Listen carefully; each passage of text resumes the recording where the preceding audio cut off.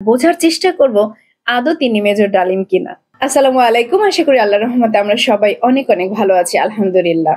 গত দুদিন ধরে বাংলাদেশের সোশ্যাল মিডিয়া কিংবা ইলেকট্রনিক মিডিয়ায় একটি মুখ ঘুরে বেড়াচ্ছে, একটি নাম সবার মুখে মুখে, ইয়েস, মেজর ডালিম।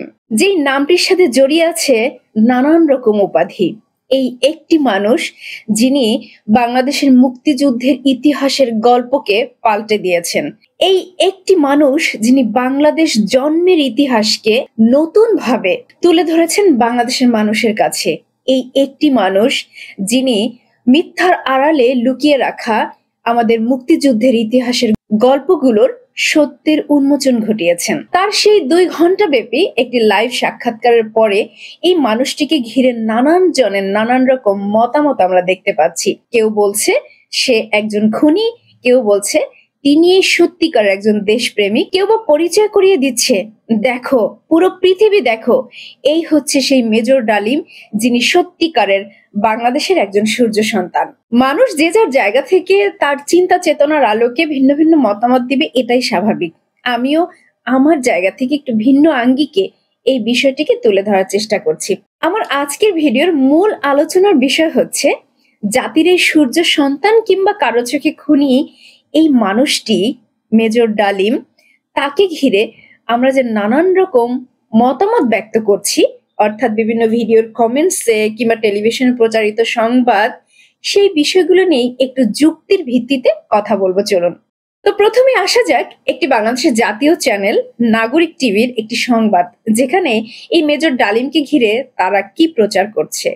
তো চলুন প্রথমেই একটি ছোট্ট ভিডিও ক্লিপ দেখে আসি। অনেকটা হঠাৎ করেই সমাজ পাতা গরম করলো মেজর ডালিম। প্রবাসী সাংবাদিক ইলিয়াস হোসেনের লাইভ টক শোতে সাধারণের জানা অনেক ইতিহাস বদলে দেওয়ার চেষ্টা করলেন তিনি, কিন্তু অনেকেই প্রশ্ন তুলেছেন তিনি কি সত্যিকার অর্থে মেজর ডালিম। আবার অনেকে তার ফিটনেস নিয়েও প্রশ্ন তুলেছেন, বলছেন সঠিক বয়স হিসাব করলে সে অনুযায়ী মেজর ডালিমের এতটা সুঠাম বা তরুণ থাকার কথা নয়। কেউ কেউ তো আবার ডিএনএ টেস্টের রিপোর্টও দেখতে চেয়েছেন। এ পর্যন্তই থাক। আমরা এই পর্যন্ত যদি ধরে নেই, তাহলে তাকে নিয়ে তৈরি হয়েছে একটি প্রশ্ন, তিনি কি সত্যি মেজর ডালিম? এই প্রশ্নের উত্তর দিব যুক্তির আলোকে ভিডিওর শেষাংশে নানান জনের কমেন্টসের বা মতামতের ভিত্তিতে। আরেকটি বিতর্ক এসেছে মেজর ডালিমের বয়স নিয়ে। এই বয়স বিষয়ে চলুন একটু শুনে আসি পিনাকি ভট্টাচার্য, যিনি আমাদের বাংলাদেশের 18 কোটি জনগণের একটি প্রিয় মুখ, পিনাকি দাদা, তিনি কি বলছেন মেজর ডালিমের এই বয়স সম্পর্কে। ওনার সাথে আমার প্রথম যোগাযোগ হয় 2019-এ প্যারিসে আসার পরে। ওনার সাথে সেটিং হতো, ওনার একটা ফেবু আইডি ছিল ফ্যালকন আইজ নামে। নানা বিষয় আলাপ হইতো, ব্যাপক পড়াশোনায় ভদ্রলোকের। আমার সাথে ফোনে বা ভিডিওতে কখনো কথা হয়নি, তবে আমার ঘনিষ্ঠ সার্কেলের অনেকের সাথেই নিয়মিত কথা হইতো। আমি কথা বলতে চাইছিলাম, উত্তরে বলছিলেন বলবো সময় হইলেই। আমার স্বাধীনতা উত্তর বাংলাদেশ বইটা প্রকাশিত হইলে পড়তে চাইছিলেন, আমি পাঠাইছিলাম সুইডেনে ওনার এক শিষ্যের কাছে। উনি বই পাইয়া বই হাতে ছবি পাঠাইছিলেন, এটা নিশ্চিত করতে যে উনার কাছে পৌঁছাইছে। আমি আমার সার্কেলে ওনারে বড় ভাই বলে ডাকতাম, জিজ্ঞেস করতাম বড় ভাই কেমন আছেন, কি বলেন। কোন রাজনৈতিক পরিস্থিতিতে জানতে চাইতাম বড় ভাইয়ের রিডিং কি। একটা সময় খেয়াল করলাম উনি ভুলে যাইতেছেন জিনিসপত্র, ডাক্তারি ভাষায় যাকে বলে কগনিটিভ ডিজিজ। তখন থেকে ওনাকে বলতে শুরু করলাম বুড়া। তো জিগাইতাম বুড়াটার খবর কি। যাই হোক, উনি নাকি বলছেন যে উনার বয়স 75 বছর, আসলে উনার বয়স 78 বছর। উনার জন্ম 1946 সালে উইকিপিডিয়ার তথ্য অনুসারে।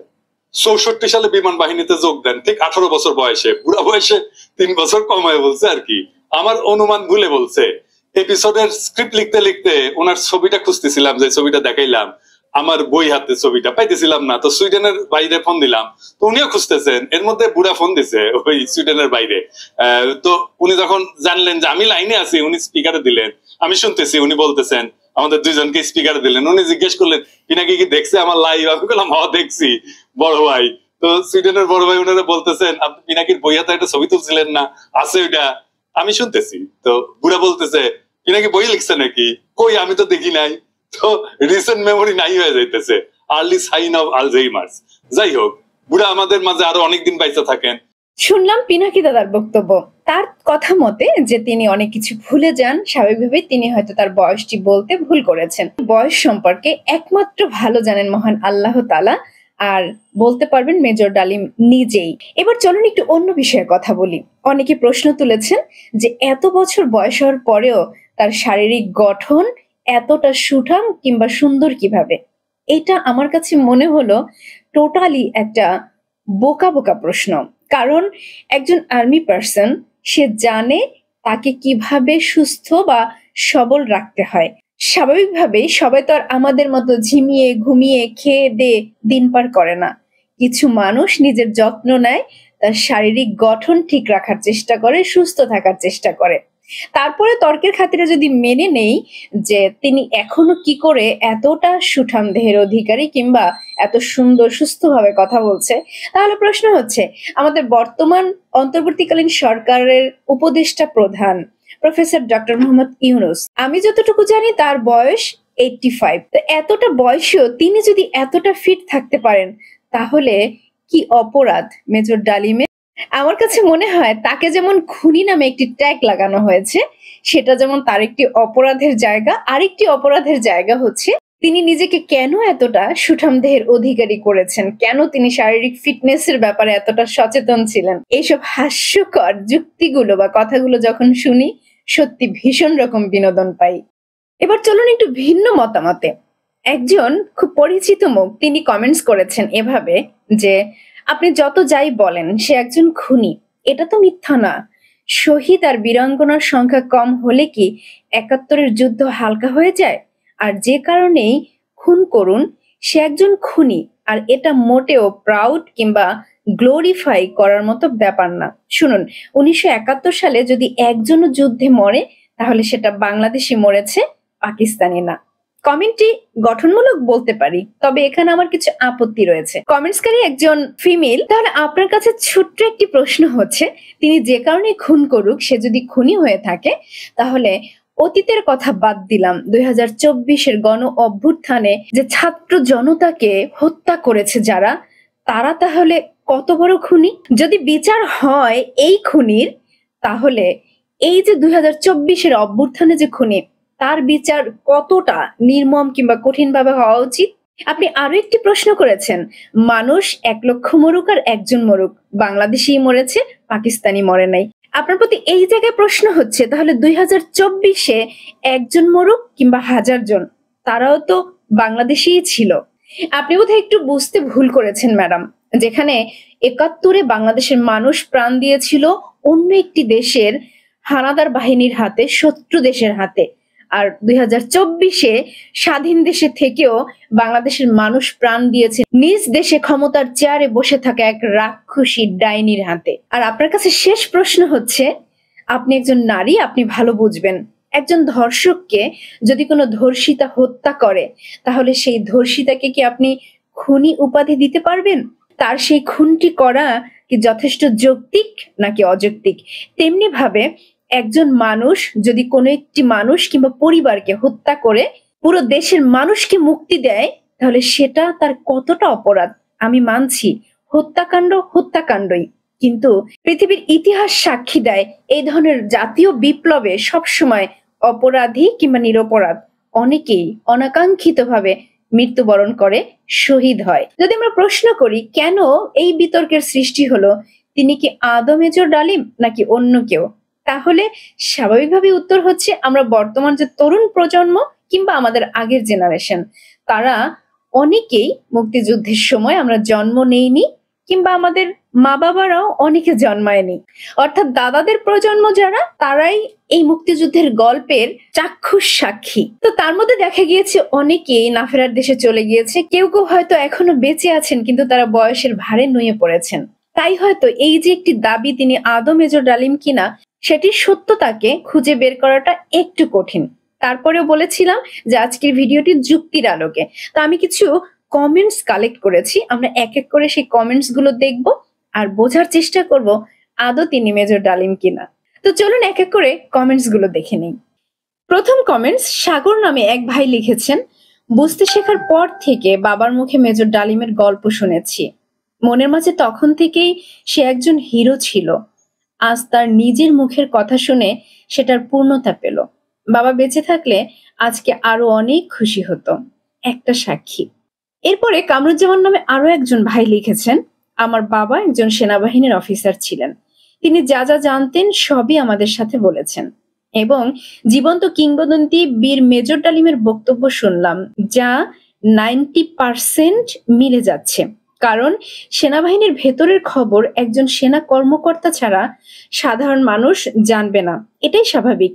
স্যালুট এই মহান বীরকে, যাকে দেখার এবং তার মুখ থেকে কথা শোনার অনেক ইচ্ছা ছিল, যা ইলিয়াস ভাইয়ের মাধ্যমে সম্ভব হয়েছে। ধন্যবাদ সবাইকে। এরপরে বক্তিয়ার নামে একজন লিখেছেন, আমার দাদা আজ পৃথিবীতে নাই, কিন্তু দাদা আমাকে যা যা বলেছিল আজ স্যারের সব কথার সাথে মিল পাচ্ছি। আমার মনের অন্তঃস্থল থেকে স্যালুট স্যার। আরিফুল ইসলাম নামে আর এক ভাই লিখেছেন, আমার বাবা আজ পৃথিবীতে বেঁচে নেই, কিন্তু যা বলে গেছেন বাংলাদেশের ইতিহাস সম্বন্ধে আজ মেজর ডালিম সাহেবের কথায় 100% মিলে গেছে। এটাই বাংলাদেশের প্রকৃত ইতিহাস। এরপরে আফরোজা খাতুন নামে এক বোন লিখেছেন, কি বলবো, আমার বাবা অঝরে কান্না করছে। ওনাকে দেখে বাবার বলা ইতিহাসগুলো সেম মিলে গেল। ইলিয়াস ভাইকে ধন্যবাদ, ওনাকে দেখার খুব ইচ্ছে ছিল। এই কমেন্টসটিতে কিন্তু এটা বোঝা যাচ্ছে যিনি ওই যুদ্ধের সময়ে সাক্ষী ছিলেন তিনি এখনো বেঁচে আছেন, আর তাই তো তিনি তার সেই চেনা প্রিয় মুখটি দেখে অঝরে কান্না করেছেন। এমডি সাফায়েত নামে আরেক ভাই লিখেছেন, সবসময় বাবা মার কাছে শুনতাম, আজ স্যারের মুখ থেকে শুনে অনেক ভালো লাগলো। ধন্যবাদ ইলিয়াস ভাই। এরপরে আরো এক ভাই লিখেছেন, আমার বাবা একজন সেনা কর্মকর্তা ছিলেন, তার কাছে আমি যা যা শুনেছিলাম 95% মিলে গেছে। সেলুট জানাই মেজর ডালিম স্যারকে, আপনি বাংলাদেশের সূর্য সন্তান। এরপরে আরো একটি মন্তব্য হচ্ছে, আমার বাবা মুক্তিযুদ্ধ করেছিলেন, সবকিছু হুবহু মিলে গেল। আমার বাবা আমাদের সঠিক ইতিহাস জানিয়েছেন। ধন্যবাদ মেজর ডালিম। এরপরে সুফি মিয়া নামে আরেক ভাই লিখেছেন, অনেক দিন পর সত্যটা জানতে পেরে অনেক ধন্যবাদ। 1975 সালে আমার বয়স তখন 16 বছর। মেজর স্যারের কথা আর আমার নিজের চোখে সব দেখা, আজ জনগণ সত্যিটা জানতে পারলো। যাক, এই একজন ভাইকে পেলাম যিনি ওই সময়ের সাক্ষী ছিলেন, তার বয়স ছিল তখন 16 বছর। নুসরাত জাহান নামে এক বোন লিখেছেন, আমি আমার এক মুক্তিযোদ্ধা স্যারের কাছ থেকে কিছু কথা শুনেছি যা এই কথার সাথে 100% মিল। তাই আমি ক্ষমা চাচ্ছি তাদের কাছে যাদের আমরা এতদিন দোষী মনে করতাম। ধন্যবাদ বোন আপনার এই উদারতার জন্য। সত্যি আমরা অপরাধ না করে অপরাধী, কারণ জাতির এই সূর্য সন্তানদের আমরা এতদিন ভিলেন রূপে জানতাম। এরপরে আরো এক ভাই লিখেছেন, আমার বাবা যেভাবে বলেছিল ঠিক একই ব্যক্তি মেজর ডালিম, স্যালুট স্যার। এমডি দাউদ লিখেছেন, আমার মায়ের বলা মুক্তিযুদ্ধ মুজিব পরিবারের ইতিহাসগুলোর সাথে প্রিয় নেতা মেজর ডালিমের বর্ণনায় পুরোপুরি মিল রয়েছে। এরপরে আরো এক ভাই লিখেছেন, আমি আমার মুরব্বীদের কাছ থেকে সমস্ত বিষয়ের 90% জানতাম, তাদের মুখ থেকে শুনছিলাম, এখন মেজর ডালিম স্যারের কথার সাথে মিল পেলাম। ধন্যবাদ স্যারকে। আজকে সবশেষ কমেন্টসই পড়ে শোনাচ্ছি। আজগর হোসেন লিখেছেন, আমার বাবা আলহামদুলিল্লাহ এখনো বেঁচে আছেন। আমার আব্বুও আমাদের হুবহু একই কথা বলে আসছে। কেমন জানি বই পুস্তকের ইতিহাসের সাথে মিলতো না, এমনি শুনে থাকতাম, কিন্তু তার দৃষ্টান্ত প্রমাণ পেলাম ডালিম স্যারের আর ইলিয়াস ভাইয়ের সাক্ষাৎকারে। আব্বুকে আজকে ইনশাল্লাহ কল দিয়ে বলবো, বাবা আপনার কথাই 100% রাইট, আমরাও এতদিন ভুল ইতিহাস পড়ে আসছি। তুলে ধরলাম বিভিন্ন জায়গা থেকে নানা শ্রেণী পেশার মানুষের কমেন্টসের কিছু অংশ। এখানে কেউ কিন্তু মেজর ডালিমের আত্মীয় না, মেয়ের জামাই না, নিজের সন্তান না, কিংবা এরকম কেউ না। এরা বাংলাদেশের সাধারণ মানুষ, যে যার জায়গা থেকে যেই অনুভূতিটা তারা ফিল করেছে সেটাই তারা ব্যক্ত করেছে। এগুলো কি আপনাদের কাছে মনে হয় না যে এক একটা সাক্ষী? সাক্ষী কাকে বলে? এরাই তো, তাই না? তাহলে আমরা যে প্রশ্ন তুলি যে তিনি কি আদৌ মেজর ডালিম, এটা কতটা হাস্যকর, কতটা অযৌক্তিক। এই জায়গাটিতে আমি আসলে সহজ করে যেটা বুঝি, আমরা বিগত স্বৈরশাসকের সময়ে নানান রকমের নাটকের মঞ্চায়ন দেখেছি না, জজ মিয়া, ওই মিয়া, সেই মিয়া, এবং পরবর্তীতে সেটা প্রমাণ হয়েছে যে প্রত্যেকটা ঘটনা কিভাবে ঘটেছে সাক্ষী এই জজ মিয়ার আসল পরিচয় কি, কতটা সাজানো গোছানো ছিল, কতটা নাটকীয়তা ছিল। আমার কাছে মনে হয় আজকে যখন এই জাতির সূর্য সন্তান মেজর ডালিম লাইভে এসে তার সত্য ঘটনাগুলোকে বললেন, তখন ওই যে নাটকবাজের দল তাদের কাছে মনে হচ্ছে এটাও বোধহয় তাদের মতোই কোনো একটা নাটক, সেই চোরের গল্পর মতো, যে একজন চোর ভালো মানুষকেও চোর মনে করে, আর একজন নামাজি ব্যক্তি চোরকেও কি নামাজি ব্যক্তি মনে করে। ব্যাপারটা এরকমই। আমি তো তুলে ধরলাম কয়েকটি কমেন্টস মাত্র। এভাবে আপনারা এই মেজর ডালিম রিলেটেড যতগুলো ভিডিও রয়েছে সোশ্যাল মিডিয়াতে, আপনি তার নিচে দেখবেন যে 99% হচ্ছে মেজর ডালিম যে সত্যিকারেরই বাংলাদেশের একজন সূর্য সন্তান, সেই ব্যাপারে তাকে স্বীকৃতি দিয়েছে, তাকে সেলুট জানিয়েছে, তার প্রতি ভালোবাসা শ্রদ্ধা জ্ঞাপন করেছে। আর হয়তো 1% ওই যে নাটক লিগ কিংবা নাটকের দলের যারা নাটক করে বেরিয়েছে সব সময়, তারা এইভাবে প্রচার করার চেষ্টা করছে, বাংলাদেশের মানুষকে কনফিউজড করে দেওয়ার চেষ্টা করছে যে আসলে তিনি সত্যিকারের মেজর ডালিম নন।